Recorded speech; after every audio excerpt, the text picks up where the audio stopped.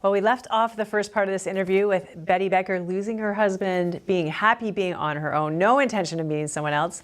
I'd like to introduce you to Dennis. Dennis, welcome. Thank you. It's a privilege to be here. You, just like Betty, who lost her husband Bob to cancer, you lost your wife Lucille to cancer. And it's about a year later you met this lovely woman. Now tell me, what is it about this lovely woman that interested you? There was something about her that the Lord confirmed over the time that, in fact, she did fit very clearly the picture. Okay, so you were in a process. Now you met him, nice guy and everything, but you weren't even thinking in that direction. No. So tell me about your thoughts when you met him. Well, we met and we were introduced, and that night we went to a pastor's meeting. The couple we were staying with were both ordained pastors as well. The next day I was in a ladies' retreat. I didn't see him. The day after that he was going to do some touring, in Quebec. And I went up to bed that night and God laid him on my heart, and I thought, what's going on here? I said, God, if this is you, you're messing up my life. Right, because you were determined to go it on your own. I was shocked. And then I laid down in bed and I said, but I know you know what's good for me better than I do. So if this is you, you're just going to have to make it real plain to me. If this is you, tell him to ask me to go to Ottawa tomorrow.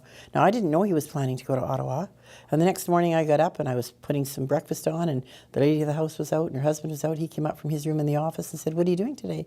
I said, well, I'm being picked up to go to Northern Quebec to minister for a week, but I'm free today. And so I thought I'd do the tourist thing and go to Ottawa. I wondered if you'd like to go along. You're like, I had to sit down in a chair. I didn't tell him until after we were engaged nearly a year later. But God had given me a word. So I stayed 3 feet away from him all late that day. I didn't even use the armrest in the car. So let's get down to the proposal, because that's what every woman really wants to know. How did you propose to her?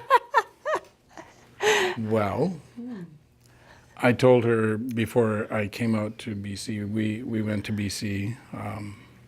Her two sons and one of my sons lived in Langley area. And I knew I was going to propose to her. I knew, and I had emailed her and said, I have something to ask you. Who should I ask? Your father, perhaps, or whatever.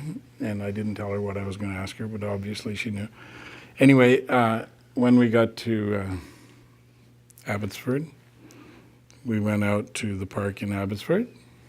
We sat on the bench, we watched people, and we started walking back to the car. And in the parking lot. Mm-hmm. In the parking lot? In the parking lot, beside the car. I said, will you marry me? Oh, and you said?